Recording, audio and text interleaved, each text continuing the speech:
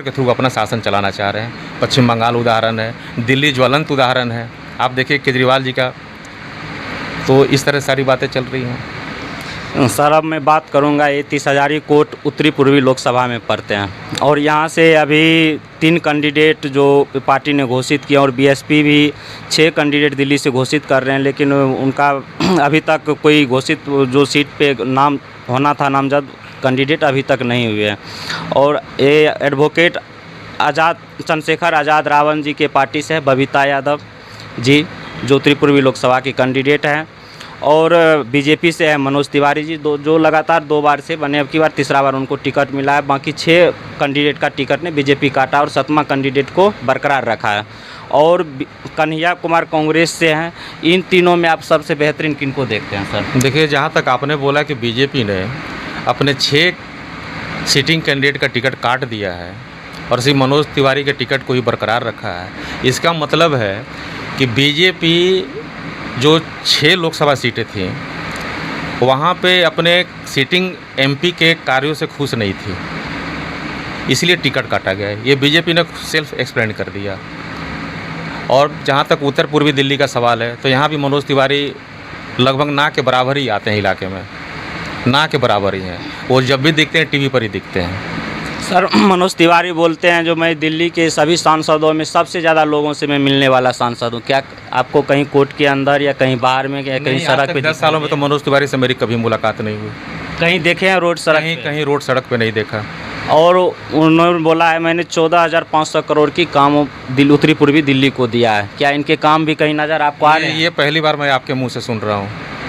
कल सर उनके मनीष कश्यप जो यूट्यूबर थे उन्होंने उनके बारे में बोले हैं और वो एक टीवी पे दे रहे थे इंटरव्यू, और वही उसी ने बताया है जो 14,500 करोड़ का मनोज तिवारी ने उत्तरी पूर्वी लोकसभा में काम किए हैं। बिल्कुल कोई काम नहीं दिख रहा है जी।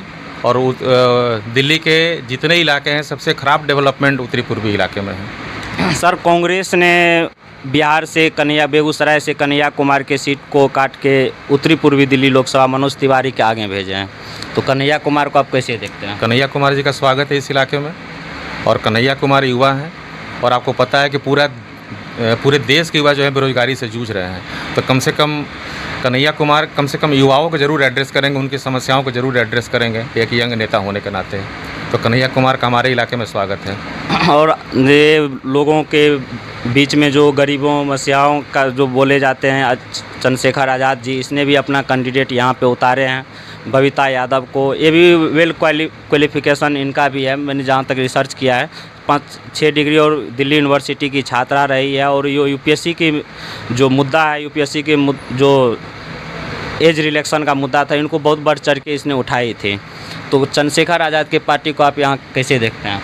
नहीं, चूँकि संविधान सबको लड़ने की इजाज़त देता है, इसलिए सबका स्वागत है।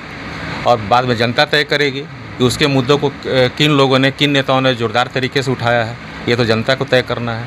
आप भी तो सर एक पर्सनल वोटर हैं। तो मैं एनालिसिस करूँगा आपने जो कहा। सर ने अपना इंटरव्यू बहुत विभाग तरफ से दिए हैं, तो इसमें सर का कहना है जो इंडिया अलायंस जो है एक लोगों के बीच के जो मुद्दे होते हैं उनको लेके आगे बढ़ते हैं, और एनडीए जो है संवैधानिक रूप से और विपक्ष को हटाने को प्रहार कर रहे हैं। और इंडिया अलायंस का जो मैनिफेस्टो है, खासकर कांग्रेस का जो मैनिफेस्टो है, ये बहुत ही सकारात्मक और दूरगामी प्रभाव का है और ये वास्तव में एक नए भारत का निर्माण करने जा रहा है। और हमारे साथ युवा वकील भी हैं, इनसे मैं जानूंगा।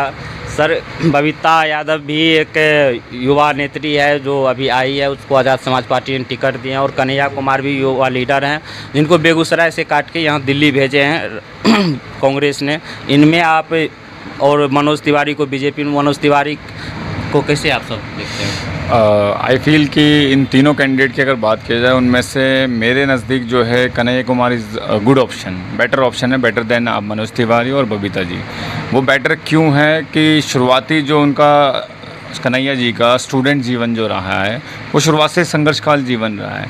अहम बुनियादी मुद्दों के अंदर में उन्होंने जो है मूवमेंट चलाए हैं और आंदोलन चलाए हैं, और जिस लेवल पे भी आवाज़ उठाई जा सकती है विपक्ष के रोल पर, उस टाइम पे वो किसी पार्टी से एसोसिएट नहीं थे, अगर मैं बताऊं डायरेक्टली, लेकिन स्टिल जो है उन्होंने एज अ स्टूडेंट लीडर होने के नाते एक अच्छे बड़े मूवमेंट को उठाया और प्लस में वहाँ पर मुद्दों को जो है सरकार के अगेंस्ट में जो है चीज़ें करी हैं।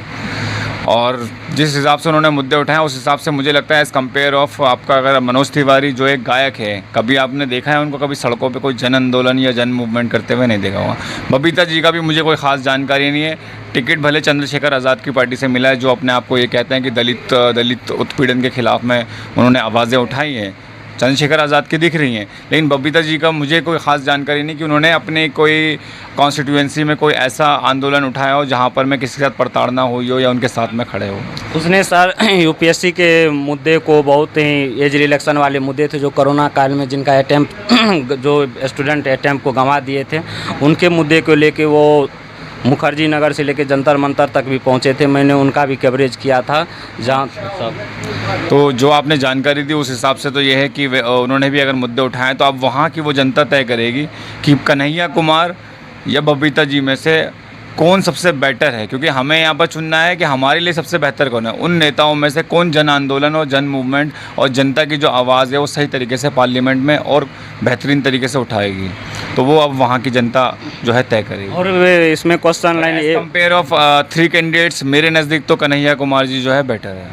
और इसमें सर ये सबसे बड़ा चीज़ इसमें ये भी है, जो कन्हैया कुमार लोगों कहते हैं वो मनोज तिवारी वो बाहर से आए हैं और बबीता जी यहाँ के स्थानीय निवासी है। तो इसमें कहीं न कहीं बबीता जी को लगता है जो कोई वोट परसेंटेज बढ़ सके आज़ाद समाज पार्टी के लिए।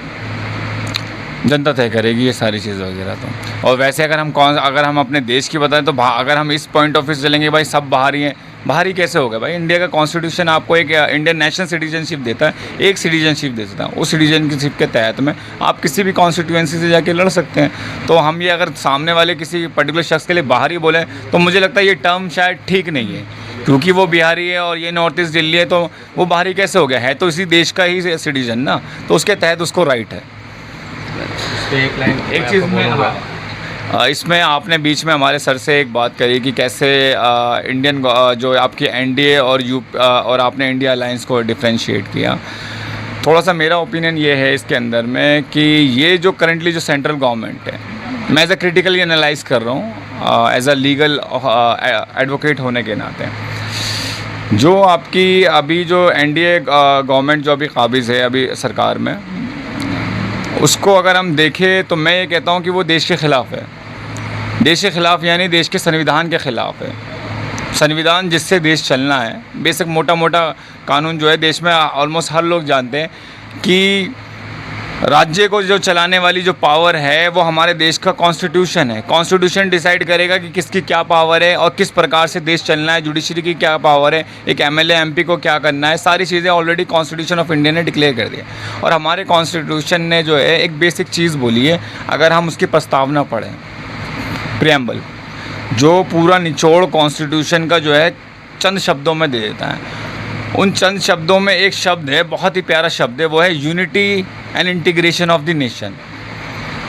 यूनिटी इंटीग्रेट यानी कि कॉन्स्टिट्यूशन जो बेसिकली हमारा क्या अचीव करना चाह रहा है, जो 565 रियासतों में बटा हुआ एक जो भारत, जिसके इतने टुकड़े हुए थे, और कॉन्स्टिट्यूशन के बलबूते और हमारे उस ज़माने के जो राजनीतिक और प्लस में जो पॉलिटिशियंस थे, उन्होंने पूरे देश को जो है संजोया, एक मोती में एक मतलब समझ लो एक तरीके से फिरोया उस 565 रियासतों को। और साथ साथ में प्रियम्बल में एक वर्ड जोड़ा कि भाई कॉन्स्टिट्यूशन अचीव करना चाह रहा है unity and integration of the nation, यही अचीव करना चाह रहा है। अब आप वो ये जनता तय करनी है, क्या जो ये एनडीए गवर्नमेंट है ये इस चीज़ पे काम कर रही है कि ये यूनिटी और इंटीग्रेशन हो, क्योंकि unity of integration of nation सिर्फ और सिर्फ एक ही चीज़ से मिल सकता है मेरे नज़दीक, जो मैं लीगल अंडरस्टैंडिंग करता हूँ, वो है फ्रेटर्निटी से। और इत्तेफाक से फ्रेटर्निटी वर्ड भी कॉन्स्टिट्यूशन में। तो आपको लग रहा है कि एनडीए गवर्नमेंट हमारे इंडियन सिटीजन के अंदर में फ्रेटर्निटी को प्रमोट कर रहे हैं? मेरे हिसाब से तो मुझे नहीं लगता कि फ्रेटर्निटी को प्रमोट कर रहे हैं, क्योंकि कहीं ना कहीं ये जो है धार्मिक राजनीति कर रहे हैं, कास्टिस्ट राजनीति कर रहे हैं, एक धर्म के दूसरे लोगों को जो है लड़वाने की कोशिश करें। अभी अब नरेंद्र मोदी जी की एक वो जो सूरत की थी मेरे ख्याल से सर, जहाँ तक लग रहा है, जिसमें उन्होंने मुसलमानों को किस प्रकार से जो है अपने स्पीच में संबोधित किया है। अब ये देश की जनता को तय करना है कि आप मुसलमानों को क्या समझते हैं, इस देश के नागरिक समझते हैं या इस देश में घुसपैठियों के तौर पे और बच्चा पैदा करने वाले लोगों के तौर पे आप देखते हो। और कई रिपोर्टें आई हैं बच्चा पैदा करने की भी, अगर हम रिपोर्टें को एनालाइज़ करें तो मुसलमानों के क्या आंकड़े हैं और नॉन मुस्लिमों के आंकड़े हैं। हालांकि ये मुद्दा स्पीच पे देना ही नहीं चाहिए, प्रधानमंत्री होने के नाते वो किस प्रकार से देश के लोगों को संबोधित कर रहे हैं कि एक बहुत बड़ी आबादी जो देश के आपके सिटीजन हैं, उन देश के सिटीजन को आप जो है घुसपैठी और बच्चा पैदा करने, और कई बार तो उन्होंने ऐसे भी बयान दिए कि भाई कपड़े पहचान के। क्या आप कह रहे हो? क्या आप सच में यूनिटी इंटीग्रेशन ऑफ नेशन की बात कर रहे हो? क्या सच में आप देश में फ्रेटर्निटी फैलाना चाह रहे हो? मुझे नहीं लगता, क्योंकि ये देश सरासर कॉन्स्टिट्यूशन के ख़िलाफ़ है। क्योंकि प्रियम्बल जो आपका जो है बेसिक स्ट्रक्चर है, बेसिक जो यूनिटी इंटीग्रेशन ऑफ नेशन है, उसके ख़िलाफ़ में काम करे। और इसी प्रकार से अगर वो ख़िलाफ़ में काम करेगी तो देश में संविधान नहीं रहेगा। मेरी जो पर्सनल ओपिनियन है, बाकी जनता बताएगी कि क्या क्या मिला। कुछ कहना चाह रहे थे? कहना यही चाह रहा था कि भाई बिल्कुल सही बोल रहा है हमारा। एक्चुअली कॉन्स्टिट्यूशन जिस चीज़ों को मना करता है, प्रधानमंत्री उन्हीं चीज़ों की बात करते हैं। कॉन्स्टिट्यूशन मना करता है कि आपको जाति के नाम पे वोट नहीं लेना है, आपको धर्म के नाम पर वोट नहीं लेना है, लेकिन मोदी जी कहते हैं कि नहीं भैया, हमको जाति के नाम पर वोट चाहिए, हमको धर्म के नाम पर वोट चाहिए, है ना। तो ये कॉन्स्टिट्यूशन का बिल्कुल अपमान है, संविधान की बिल्कुल अवमानना है। इसके लिए मोदी के अगेंस्ट तो कंटेम्प्ट ऑफ कोर्ट का भी मामला बनता है, कंटेम्प्ट ऑफ कॉन्स्टिट्यूशन का मामला बनता है। और मैं तो शीर्ष अदालतों से ये आग्रह करूँगा कि इन मोदी जी के इन स्टेटमेंट्स को सुन के सुओ मोटो एक्शन लिया जाए, ताकि they are the custodian of the constitution. ये और जहाँ तक दिल्ली में आपने बोला बाहरी और भीतरी की बात, तो दिल्ली एक महानगर है, देश की राजधानी है, और ये वास्तव में प्रवासियों का ही शहर है। दिल्ली जो है प्रवासियों का ही शहर है। आप देखिए ना, दिल्ली में लोकसभा है और राज्यसभा है। लोकसभा में 545 सीटें हैं और राज्यसभा में 250 सीटें हैं, ठीक है। अब आप देखिए कि दिल्ली में सिर्फ 7 लोकसभा की सीटें हैं, तो 545 में से अगर आप 7 सीटें घटा दें तो 538 सीटें हो जाती हैं। तो 538 जो लोग हैं वो तो भारत के विभिन्न राज्यों से आए हुए हैं, तो सारे प्रवासी ही हुए एक तरह से। और यही दिल्ली की खूबसूरती है और यही भारत की खूबसूरती है। इसलिए बाहरी और भीतरी का ये बातें ही बिल्कुल आधारहीन बातें हैं और संविधान के खिलाफ बातें हैं। इसलिए हर कोई बाहरी है, हर कोई भीतरी है। यही है कि दिल्ली में कोई 100 साल पहले आया, कोई 20 साल पहले आया, कोई 40 साल पहले आया, बस यही है। जैसे कि सर लोगों ने अपना वक्तव्य दिए, उन पे जनता को सोचना होगा जो किन की सरकार में लाऊं और किन सांसदों को मैं बनाऊं जो मेरे हक में काम करे और मेरे सभी चीज़ों को एकता से रखे और अखंडता को एक तरह से बनाए रखे। मैं नवीन कुमार, भारत फर्स्ट 24 के लिए यहीं तक।